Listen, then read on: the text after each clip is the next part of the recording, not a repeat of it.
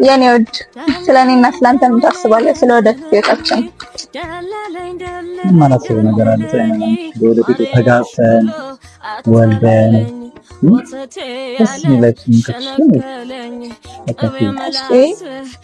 ጠረጠራለሽ እንዴ? ለምን ጠረጠራለሁ?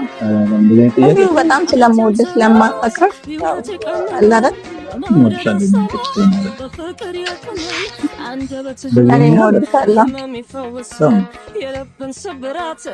ይሄ ሰው ወሬኛ ነው፣ ሰው ወሬኛ ነው። ጓደኛ ለማገባ ማለት ነገር ነው። ያው ያላንተ ማንም እንደማትሰማ ታውቃለህ። በጣም እንደማፈቅር አንተ ድርድር አላውቅም እና እሷ እቺ ጓደኛሽ ደግሞ አትመቸኝ፣ ወሬኛ ነች። በመሀላችን ሰው ከገባ ህይወታችንን ብጠብጥ እንዲያውም እሷን ከዚህ በኋላ አትደዋወል አታስፈልግሽ።